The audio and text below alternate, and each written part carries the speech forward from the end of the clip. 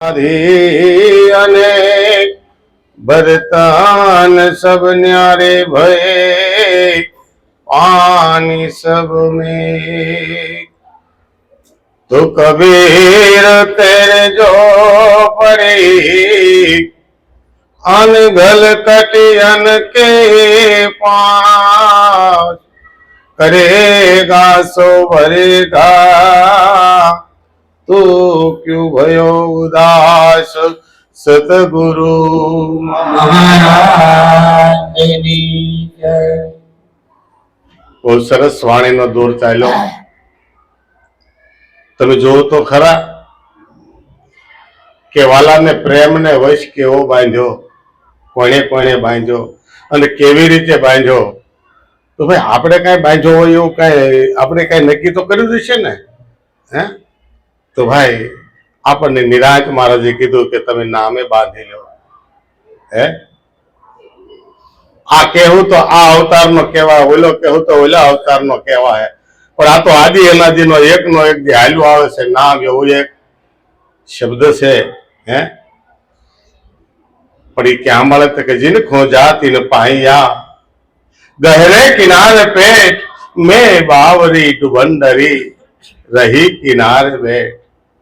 गुणवाचक नाम तो આપણે બોલ જીપા અડધી પોણી જિંદગી કાઢી નાખી, પણ કે હાસા નામે ટપાલ લખો, વાયા સરનામું પૂરું હોય, મુકામ જો આપણું સાચું હોય તો એ ટપાલ ન્યા જ પોગે, એના જ ઘરે પોગે।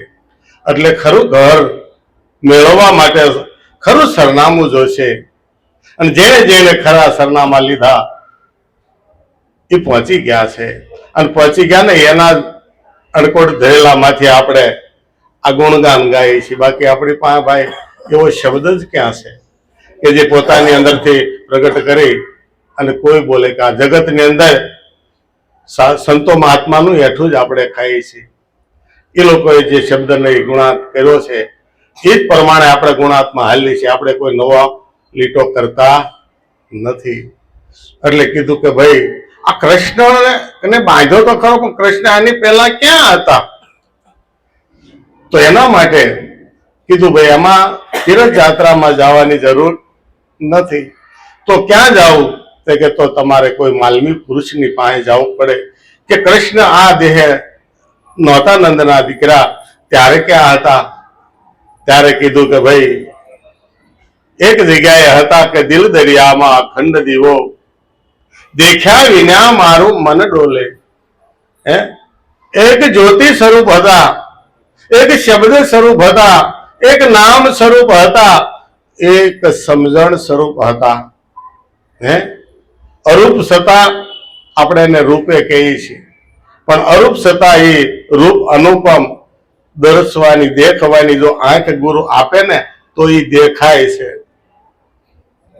દેખાતો હોય તો આમાં રવિ સાહેબે કીધું કે દિલ દરિયામાં અખંડ દીવો દેખ્યા વિના મારું મન ડોલે, પણ કે ભ્રાંતિના ભૂલ્યા હોદા ભવ ભવ ભલે ને ભટકે સતગુરુ વિના તાળા કોણ ખોલે।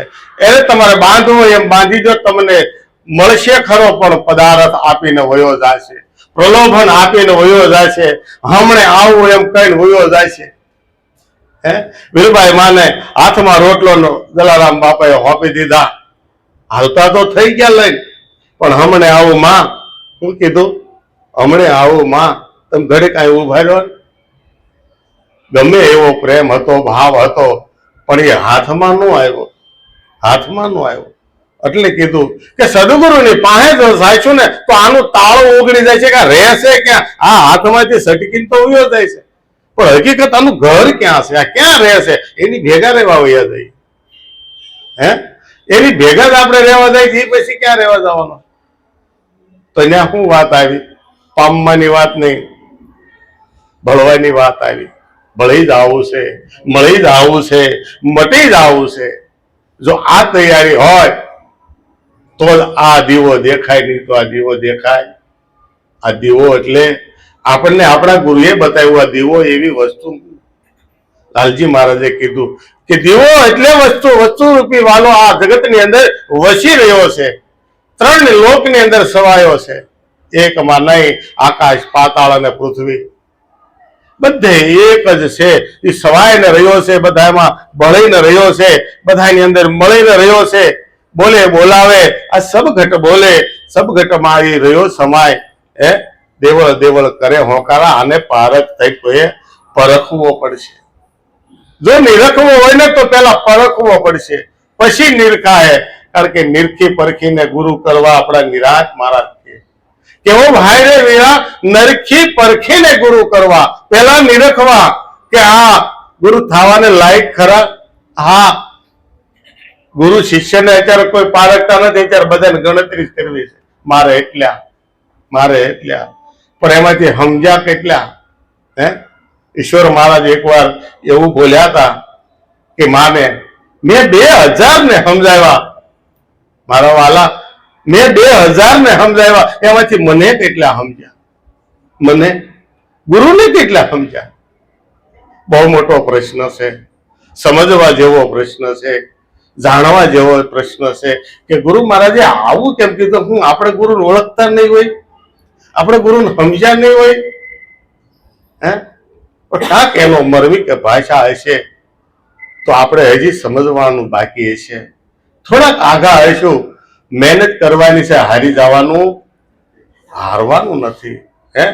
એટલે કીધું શ્વાસે શ્વાસે સ્મરણ કરી લે, તું ही कर तन में साल गुरु की यही सत्यारत, देखो दिल दर्पण में. ક્યાં જોવાનું કીધું?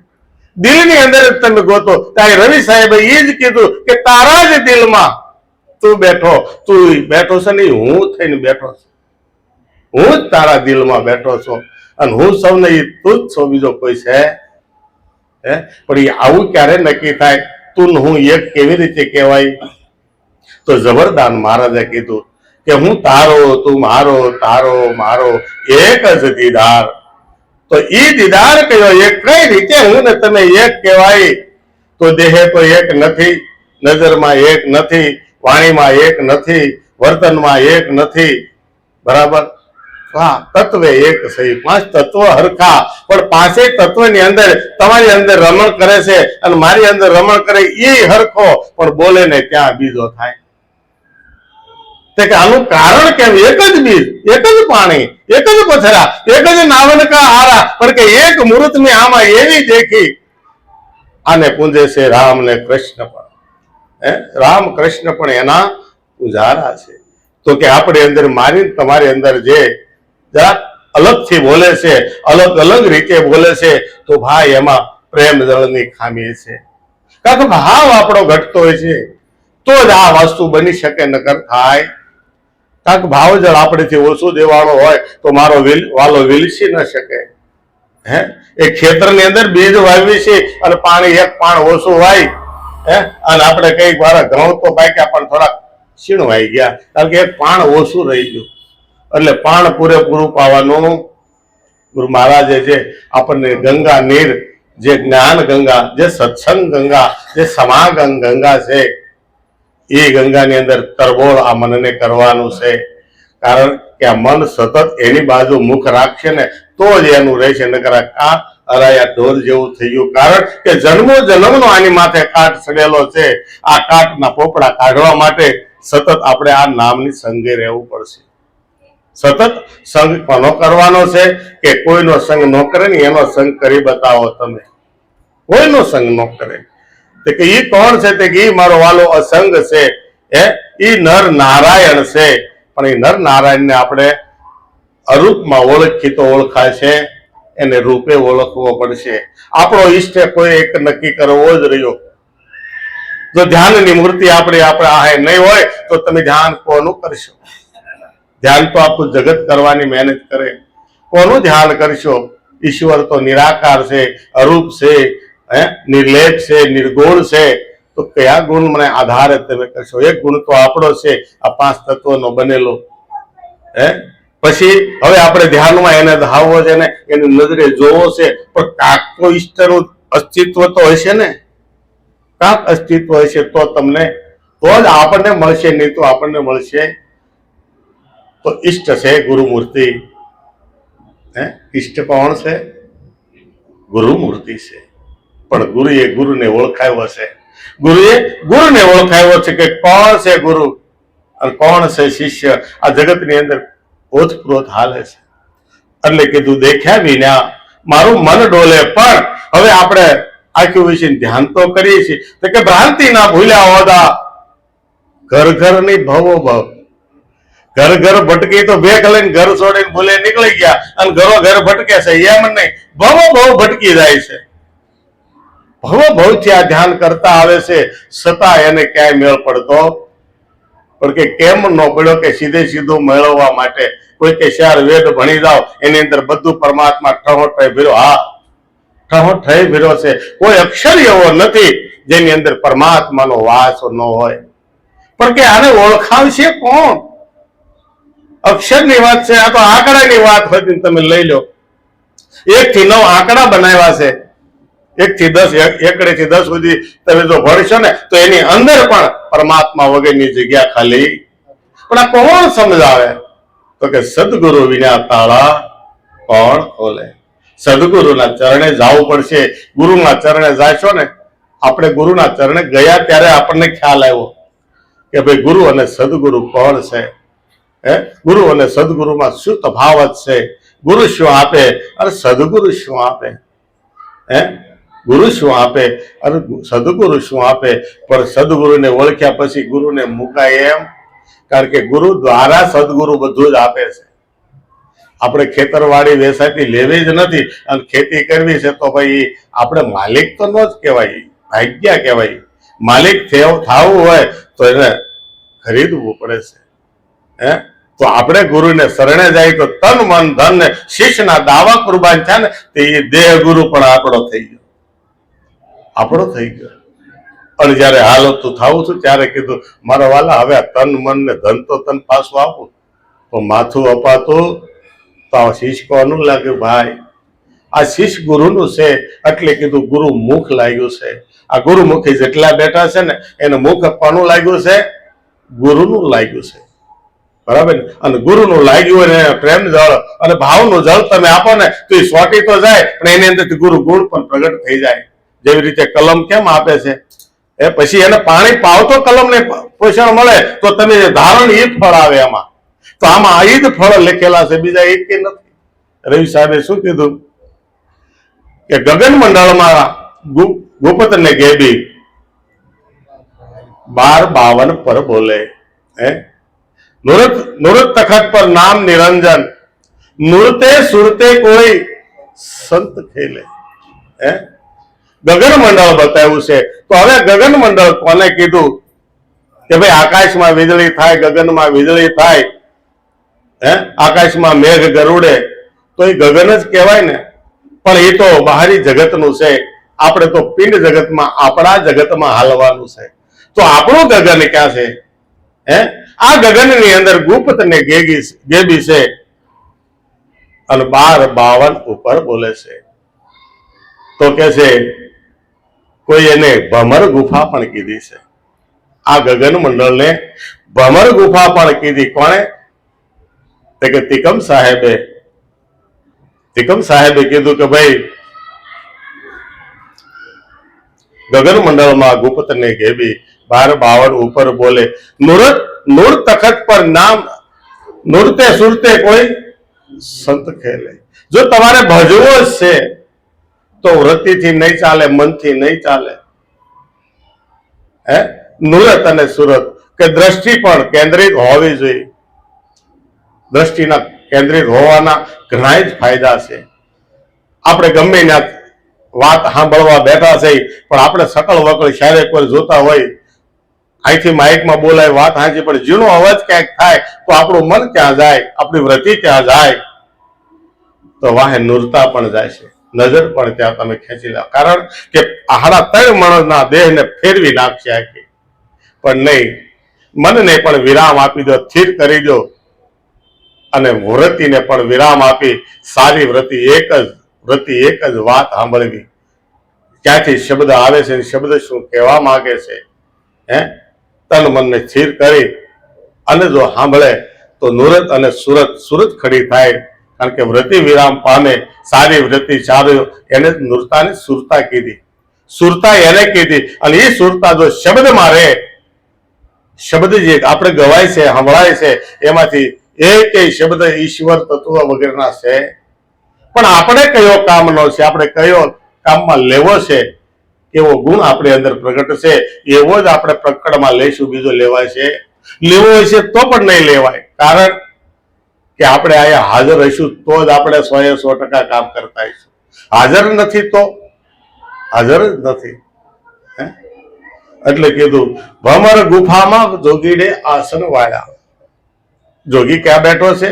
તિકમ સાહેબે એને જોગીડો કીધો છે. ભમર ગુફામાં જોગીડે આસન વાળ્યા, અને અનહદ નાદ બજાયો. ગગનમાં એક જ અવાજ થાય, એ અનહદ થાય. બરાબર, નાદ એમાં પ્રગટ થાય. જો તમારે નાદ પ્રગટ કરવો હોય તો ગગનની હાજરી સિવાય કઈ થતું, એની હાજરી જોઈ, અને એની હાજરી વગર જો આપણે કઈ બળ કરવા જાય તો કામ થતું પણ નથી. એટલે કીધું કે ભાઈ નૃત્ય સુરતે કોઈ સંત ખેલે. અને આના નુરત અને સુરતના સાધના કોણ બતાવે ભાઈ? કે સદગુરુ વિના તાળા કોણ ખોલે? આ સદગુરુના ચરણે જો આપણે જઈશું ને તો જ આપણને વાતની ખબર પડશે. કારણ કે જે આપણી અંદર જ છે, પણ આપણને ખબર, જે હથેળીમાં જ તત્વ રમી રહ્યું છે, જે હથેળીમાં જ સ્વરૂપ બેઠું છે, પણ આપણને એની ઓળખ છે. આપણી શેરીમાં આપણી ભેગું હોય પણ આપણને ખબર રહેતી. કારણ કે જાણીતા હોવા છતાં અજાણ્યા થઈ ગયા. ઘણા સમય પહેલા ભેગા થયા હતા, પણ એને ખબર છે, આપણને ખબર. કારણ કે એને આપણી જરૂર છે ને, એટલે એ વાહે વાહે રખડે છે, પણ આપણે એને જરી કઈ માન આપ્યું. પણ ગુરુના ચરણે જઈને ત્યારે આપણને ખ્યાલ આવે કે આની તો આપણે બહુ જ જરૂર હતી, પણ અત્યાર સુધી આપણે ક્યાં રમ્યા? કારણ કે 52 પર રમે છે. ક્યાં રમ્યો? કે આ 52 તત્વના દેહની અંદર હોવા છતાં એમ કે છે 52 ની બહાર રમી રહ્યો છે. તો 52 ની બહાર રમી રહ્યો જગતને જગત છે, પણ આ જગતમાં પિંડ બ્રહ્માંડનો આધાર કોણ છે? તો એના પિંડની અંદર આવીને રમત રમવી જ પડે છે. કારણ કે બોલે કોણ, જોવે કોઈ, હાલે કોણ, ચાલે કોણ, આ બધા વહીવટ કોણ કરે છે? એના આધારે તો આ થઈ રહ્યું છે બધું. એટલે તો આપણે કહીએ ભાઈ એના આધાર સિવાય આધારનું એક પાન પણ ન હલી શકે. એની હાજરી સિવાય, એની હાજરી જો ન હોય તો હું બોલી ન શકું, હાથ હલી ન શકે, દ્રષ્ટિ કેન્દ્રિત ના થઈ શકે, હું તમને ન જોઈ શકું. એ તત્વ એવું કેવું છે કે આને કીધું અખંડ દીવો. અખંડ દીવો કે અખંડ દીવો આ જગતને, આખા જગતમાં એની જોગીની જગ્યા જ કોઈ ખાલી નથી. અને એ દીવાને ગુરુ મહારાજે આપણને સમજણ રૂપી દીવો બતાવ્યો. એવી સમજણ આપી, નામ નિરંતર બતાવ્યું કે ભાઈ દીવો અખંડ, નામ નિરંતર, નામ વગરની કોઈ જગ્યા ખાલી નહીં, વચન વગરની કોઈ જગ્યા ખાલી નહીં. જે જેને સમજમાં જેવું નામ નક્કી કર્યું એ પ્રમાણે લોકોએ વર્ણવેલું છે. એટલે કીધું કે આરે કાયામાં રતન અમૂલક. આ કાયાની અંદર, આ 5 તત્વના દેહમાં રતન અમૂલક પડ્યા છે, પણ કે વસ્તુ ભરી છે આમાં વણતોલે. આનો તોલમોલ થાય એવું એક શબ્દ ગુરુએ એવો બતાવ્યો. એક વસ્તુ એવી બતાવી દીધી કે ખાક હતી એનું સોનું બનાવી દીધું, જે રાખ હતી ને એનું હોણું બનાવી દીધું. તમે જુઓ તો ખરા, આ દેહની અંદરથી એક વસ્તુ જો અહીંથી વહી જાય તો આ દેહની કાંઈ જ કિંમત નથી. એટલે આ માટીની કાંઈક કિંમત આવે પૂર્ણિમા નાખવા, પણ આ માટીની તો કાંઈ કિંમત ન આવે. માણા એની રાખ પડી હોય ને ત્યાંથી માણા આગો હાલે. ભૂલમાં કોઈએ જમીન લીધી હોય, કોઈ જ્યોતિષ પાસે જોવરાવા જાય ને તો કે ભાઈ તમારી જમીનમાં મડા દાટેલા છે, આ જમીન અપવિત્ર છે ને પવિત્ર કરો, આવું આપણને જ્યોતિષ શાસ્ત્ર બતાવે. તો તમે જો તો ખરા માણસની માટી કેવી કામમાં આવે છે. પણ છતાં સંતોએ આનો ઉઘાડ કરી બતાવ્યો કે આને તમે પવિત્ર કરી નાખો. તો પવિત્ર હેનાથી થાય કે લોખંડને જો સોનું બનાવવું હોય તો એને પારસ અડાડવો પડે. એમ સદગુરુ એક નામનો પારસ આપણને આ દેહને અડાડી દીધો, જાણ કરાવી દીધી. તો આ 5 તત્વ અને છઠ્ઠો નારાયણ આ સોનાની નગરી બની ગઈ. દ્વારકા નગરી કેવી હતી? ઈ જ કાના ને ભોળવવા વાળા બધા આપણે જ જગતના લોકો ને. પછી સોનાની દ્વારકામાં રહેતો હતો તો કે 5 તત્વનો દેહ છે, 6માં નારાયણ પધરાવી દીધો, નારાયણની જાગૃતિ કરાવી દીધી, એટલે એ દ્વારકા બની ગઈ. દ્વારકામાં કોણ રહે? તો કે પરમાત્મા રહે, કૃષ્ણ રહે. કૃષ્ણ સિવાય કાંઈ નહીં. પણ કે કેવી નગરી હતી એ? તે કે 10 દ્વાર હતા એને. દ્વારકાને 10 દ્વાર હતા, પણ 7 દ્વાર જડતું નહોતું. હા, શું દ્વાર જડતું નહોતું? કે જેનાથી રાજમાર્ગ જડે, જેનાથી રાજમાર્ગ જડે, કે સીધા તમે દ્વારે ઉભા રહી જાઓ એટલે સીધું કૃષ્ણના દર્શન થાય તમને. તો એ દ્વાર ગોતવા માટે આ જગતમાં દ્વાર ક્યાં, દ્વાર ક્યાં, દ્વાર ક્યાં? અને જયારે એ 10મો દ્વાર જડ્યો સદગુરુના ચરણેથી, ત્યારે કીધું જોઈ લેજો, આને કહેવાય કૃષ્ણ, આને કહેવાય કૃષ્ણ. કે 9 દરવાજા નવી રમતના, 10મે ભોલે ઓ દેખાય. પણ ક્યારે દેખાય? તો કે આપું ત્યાગે ને તો દેખાય. આપાપણાના દાવા મૂકવા પડે છે, હું પણાને શરણે મૂકવું પડે સદગુરુના, અને ત્યારે આ 10મું દ્વાર ખુલે છે. 10મી ખિડકી જો ખુલી જાય, એ ખિડકી બંધ છે, પણ સદગુરુ સિવાય આનું તાળું કોઈ ન ખોલી શકે. આનું તાળું સદગુરુ પાસે સાવી છે. એટલે કીધું સાવી આની ક્યાં પડી છે? કે સદગુરુના ચરણે પડી છે. તો સદગુરુના ચરણનો દાસ બનવો પડશે. સદગુરુના ચરણનું દાસ બનો, દાસી બની જાઓ કે મારા વાલા હું તો કાંઈ જ નથી. તો શા માટે આપણે સદગુરુના ચરણે ગયા? તો કીધું દાસી શું તમારી દર્શન કારણ દુબળી, ઈ દાસીને દર્શન દેજો હમે, સાયાજીને કેજો રે આ એટલી મારી વિનતી. કોણ સાયાજી છે? આપણી સાયા આપણી અંદર છે. આ સાયાની જ માયા લગાડવાની, બીજાની નહીં. સાયાની, એ સાયાજી પોતે પરમાત્મા છે.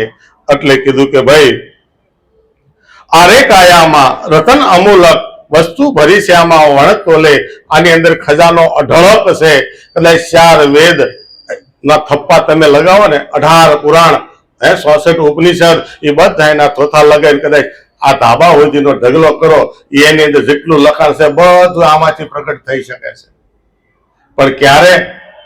સદગુરુ જો આનું તાળું ખોલી દે, વસ્તુ વણતોલે ભરી છે. કારણ કે આમાંથી જેટલા જ અમૂલક રતન તમારે કાઢવા હોય શબ્દરૂપી, એ તમે કાઢી શકો છો. પણ ક્યારે? જ્યારે ગુરુ ગુણ પ્રગટ થાય, ગુરુ ગુણ પ્રગટ કરવો પડશે. અને એ ગુરુ ગુણ પ્રગટ થાય પછી જેમ કરવું હોય એમ થાય. નરસિંહ મહેતાએ કીધું કે ભાઈ ઘાટ ગળ્યા ને પછી નામ રૂપ જુદા, અંતે તો હેમનું, હા અંતે તો સોનું જ છે. પણ આ તો ઘાટ ગળ્યા છે બધા, એટલે કોઈ રામજીભાઈ, કોઈ શ્યામજીભાઈ, કોઈ કાશીબેન, કોઈ મોંઘીબેન, આવું નામ પડ્યું છે. પણ આની અંદર જે રમે છે પરમાત્મા, એ એક જ લગડીનો સોનું છે, એમાં બીજું નથી. એટલે કીધું વસ્તુ ભરી મય વણતો લે, પણ કે સોહમ શબ્દ છે કરલે ગુજારા. એક શબ્દ બતાવ્યો સદગુરુએ કે આને જો તારે પામવું હોય તો એક શબ્દ ગુરુએ બતાવ્યો. કેવો? કે એક શબ્દ ગુરુદેવ કા તાકા અનંત વિશાળ, થકે મુનિજન પંડિતા, જાકો વેદ નો પામે પાર. વેદે આનો પાર પામી શક્યા નથી. નેતિ નેતિ કહે છે કે હજી અમે તમને કાંઈ નથી કહી શક્યા, હજી તો આમાં અઢળક છે.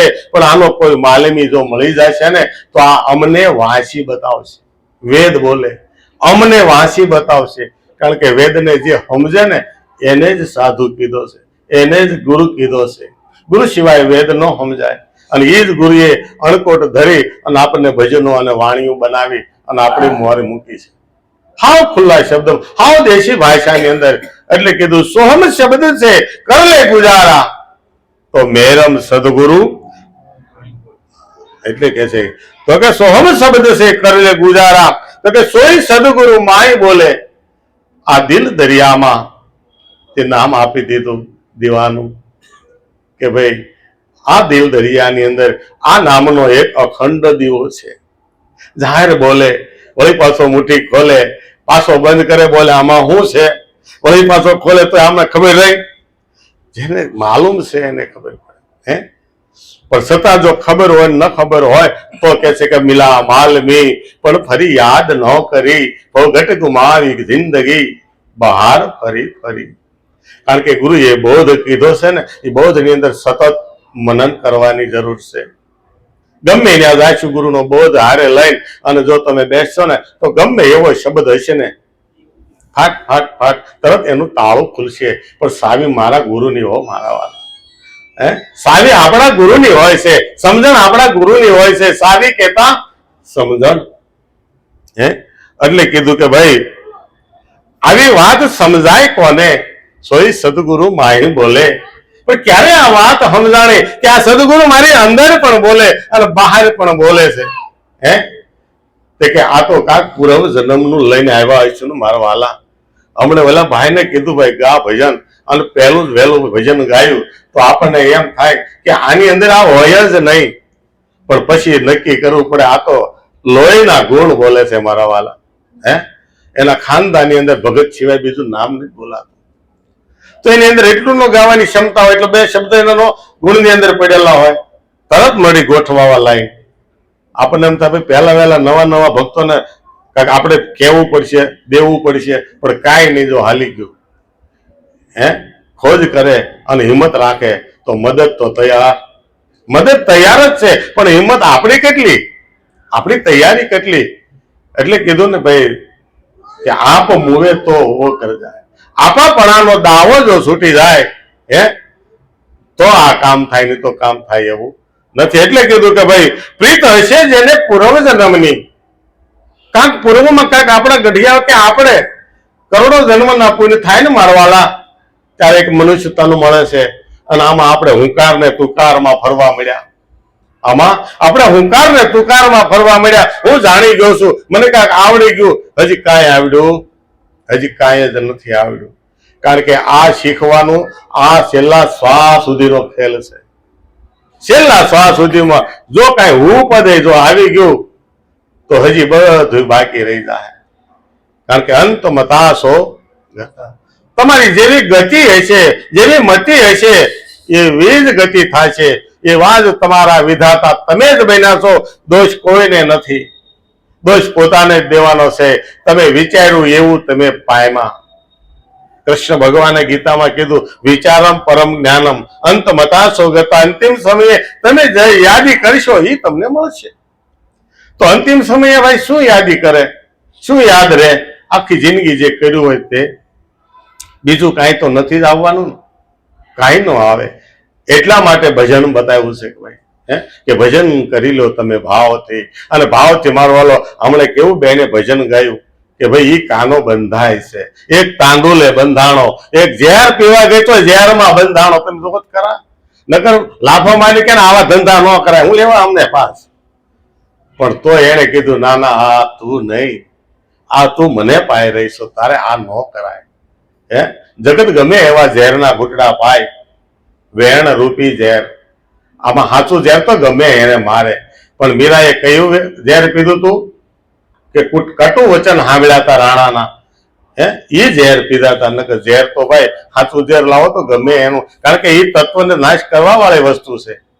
એટલે કીધું કે ભાઈ પ્રીત હશે જેને પૂર્વ જન્મની, તો એને આ સત વચન એટલે દીવો. આ સત વચન ની એને જ સમજ પડશે કે સત વચને આ પડદો ખોલી નાખશે. સત વચન રૂપી પડદો ખુલશે. જેવી રીતે આપણે ભગવાનના દર્શન કરવા જઈ, પૂજારી અંદર પૂજા કરતા હોય ત્યારે કઈ આડું હોય ખરું ને અંતરપટ લાગેલો હોય. પેલા મંદિરને અંતરપટ લાગે, પૂજારી પેલા પૂજા દીવાબત્તી દીવાતી જે કઈ એનું વર્તન કરવું એ કરે, પછી દર્શન જાહેર મૂકે. એમ આમાં કહે છે કે સત વચનનો પડદો ક્યારે ખુલે કે સદગુરુ જો એનું તાળું ખોલી દે. પણ એને તાળું એને જ ખુલે કે જેને કાંઈક પૂર્વ જન્મમાં કરીને આવ્યા હશું. આપણને એવું નહીં માનવાનું કે નાનેથી આને કેમ યાદ, પણ કાંઈક કરીને આવ્યો હોય. કારણ કે યોગ ભ્રષ્ટ હોય અને એને દેહ છોડ્યો હોય, વળી પાછો એને મનુષ્ય જન્મમાં મળે અને વળી પાછો એકડે એકથી નહીં પણ ન્યાથી ચાલુ થાય. જેવી રીતે આપણે મહારાજ ઈશ્વર મહારાજ આપણને દાખલો દેતા કે ભાઈ ટપાલ લખતા લખતા આપણે હુઈ ગયા અને સવારે આપણે જાગી અને વળી પાછું યાદ આવી જાય ભાઈ સારું બોલી ટપાલ લખતા તો અધૂરી છે કાં 10 વાગ્યા પહેલા 9 વાગ્યા પહેલા નાખી હોય હાલતી થઈ જાય તો ભાઈ આપણે ક્યાંથી લખશું? નવી ટપાલ લેવું કે અધૂરી લેવું? અધૂરી લેવું. અને પેલા 2 લીટી વાંચી લેવું ક્યાં સુધી પહોંચ્યા હતા, કોને કોને લખવાનું બાકી છે, કોના નામ બાકી, હું ભલામણ કરવાની, એ જ ચાલુ થાય ને. એમ આ અધૂરેથી ચાલુ છે, અધૂરેથી ચાલુ છે. નકર ભાઈ 13 વર્ષની કે 14 વર્ષની ઉંમર મારી હતી તેદુનો હું આમાં લાગેલો છું. હો મારા વાત, સુરતમાં આવ્યો અને એક જ વર્ષમાં તાલાવેલી મને લાગી. 5 વર્ષ સતત માનવ ધર્મ આશ્રમમાં સેવા કરી અને 5મા વર્ષે મને બોધ થયો 82ની સાલમાં. 4 ક્રિયાનું જ્ઞાન, બ્રહ્મ જ્ઞાન, જ્યારે ધ્યાન ધારણામાં હતા એનું જ્ઞાન મને આપેલું. પણ ક્યારે છે કાક આપણા ડોહલાની અંદર એવો લોહીમાં ગુણ બંધાણ્યા હોય છે તો એનાથી આપણને પ્રાપ્ત થયું. કાક આપણા પૂર્વજન્મના પુણ્ય છે અને કોઈ આવા સંતોની દયા હોય તો એની હારે આપણે રહેવા ગયા અને આપણને પ્રેમ જગાડ્યો છે.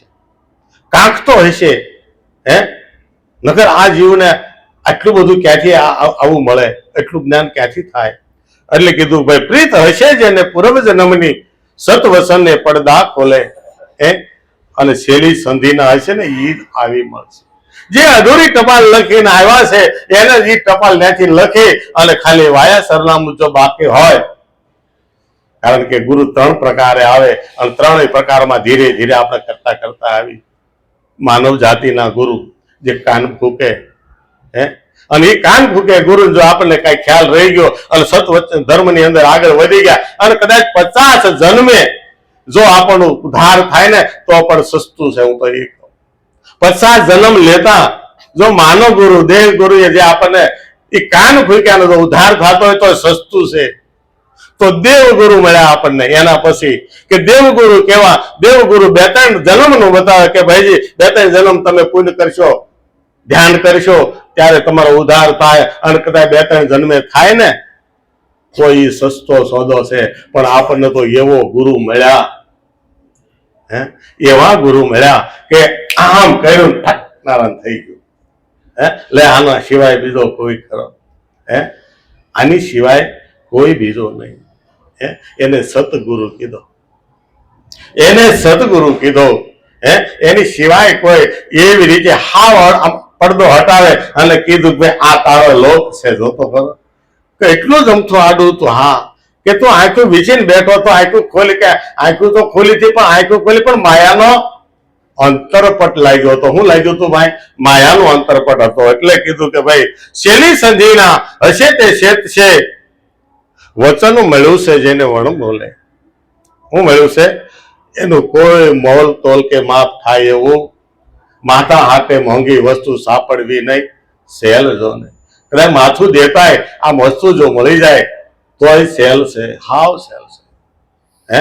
આપણે તોય મફત જ મહારાજે આપ્યું, કાંઈ આપણે આપ્યું નથી. અને કેવડો વિશ્વાસ મૂક્યો તમે જુઓ તો ખરા. શું આપ્યું એને? કાંઈ નહીં. અને ઘરે પૂરતું ગીરવે મૂક્યું હતું ને એ કીધું ભાઈ હાલે તારે હશે કાયમ આવશે વાપર. આ વાપરવા આપ્યું છે તો આપણે કેવું વાપરવું ક્યાં વાપરવું એ આપણા હાથમાં છે. કેવું વાપરવું ક્યાં વાપરવું? આપણને 10 વીઘા જમીન આપી છે વાપરવા, તો કેવી રીતે રાખવી, આમાં ખડ ઉગાડવું કે પછી આપણા ઉત્પાદન લેવું, હાથ તો આપણે જ વાપરવાનું ભાઈ. આપણે જ આપણે વિચાર કરવાનો. એટલે કીધું કે ભાઈ વચન મળ્યું જેને અણપ તોલે, આનું કોઈ તોલ થાય એવું નથી. પણ કે ક્યારે થાય? અને આવું જો મળી ગયું એટલે ક્યારે મળ્યું? કે ભાઈ પટા લખાયા ધણીની હજુરમાં હે. પટા લખાયા જેને ધણીની હજુરમાં, ખરી મસ્તીના એ તો ભાઈ ખેલ ખેલે. એને મસ્તી સડી જવી જોઈએ, એને ખુવારી સડી જવી જોઈએ. તો કે હેની ખુવારી? એક નામની ખુવારી હે. કે નામ લિયા તેને સબ લિયા, સકલ વેદ કા ભેદ, બિના નામ નર નર કે ગયા. ભલે ને પડે 4 વેદ 4 વેદ, મુખ ભાષણ ભક્તિ કદાચ કરી લે પણ એમ બોલે કાંઈ મેળ પડતો. કારણ કે તમારે વર્તનમાં લેવું રહ્યું. આપણે વર્તનમાં જ્યાં સુધી આ દિલની અંદર ગોળી દવા નહીં પી ત્યાં સુધી રોગ જવાનો. કારણ કે ભાવનો રોગ પડ્યો છે. જન્મો જન્માંતરનો આમાં રોગ પડ્યો છે, એ રોગની દવા સદગુરુએ બતાવેલી રેણી સિવાય કોઈ બીજી દવા નથી. અને એની માથે મલમ આપ્યો નામનો કે રેણી પાળજે અને પછી આ નામની ગોળી તું લેજે. આ તારું કામ આ ભવે થાય, કેટલા જન્મ લેવા નહીં, આ ભવે થાય. કારણ કે અમારે ભવનું દુઃખ મટાડવું છે. કોણ જન્મે કોણ મરી જાય એ ખબર પડી જાય તો તરત કામ આપણું થઈ જાય. કારણ ક્યાં પડ્યું છે કે મનમાં. મનથી દુઃખ, મનથી સુખ, મનથી જન્માન, મનથી મરવાનું છે. મનથી જ જન્મા છે તો કે ભાઈ મનથી જન્મા કાંઈ નહીં, 5 તત્વોનું દેહ તો માના કુકર જન્મ, પણ એ તમે સવો ખરા ત્યાં તરત ફરી જવું પડે. એ હું નથી ત્યારે આવું થાય. એટલે કીધું પટા લખાયવા ધણીની હજુરમાં, ખરી મસ્તી ના તો પછી ખેલ ખેલે, કહે રવિ રામ ગુરુ ભાણ પ્રતાપે, અજર પ્યાલા ભર ભર પીવે. કેવો પ્યાલો પાયો છે ગુરુ મહારાજે? અજર પ્યાલો. આ જરે નહીં એવો, પણ જો આ પ્યાલાને ઝરવાની તાકાત કોઈ ધરાવતું હોય તો સદગુરુના ચરણે બેહી અને જો એ પિયાલો પીવામાં આવે, એને કીધું ઈ પર માણે. જે કીધું છે ને ઈ, કારણ કે એને ઊંચો હાથ કરીને રેડી નથી દેવાનો, એક હાથે પી નથી જવાનો, એને ધીરે ધીરે ઘટક ઘટક ઘટક તમે શબ્દને પીવો ને તો જ આ શબ્દ ઓદરે એવો છે. નકર વમળ કરી અને બહાર આવે અને હુંકારાના હોંકારા મારે, પછી તમે માતાજીનો ભૂવો કયો તોય ભલે અને એ ગુરુનો ભૂવો કયો તોય ભલે, એ ભૂવામાં જ નામ લખાવે. કારણ કે હું કરીને હાલી નીકળવું આમાં આપણું કાંઈ જ નથી. જો સમજાય એની વાત છે. હો બાપુ, હું સમજી ગયો તમને સમજાવવા બેઠો એવું કાંઈ નથી. આપણે બધાએ ભણવા બેઠા એટલે કીધું ને કે ભાઈ ખુલ્લી મેલી છે આ સંતે શાળા. આ સંતે શાળા મૂકી. કયા સંતની શાળા? આના પ્રિન્સિપલ કોણ છે? આ સ્કૂલ બનાવનાર કોણ છે? કે નિરાંત મહારાજની નિરાંત નામની આ શાળા છે. એની અંદર ભણાવે છે આ સતગુરુ મહારાજ. એ સૌ ભણવાને આવજો. સતગુરુ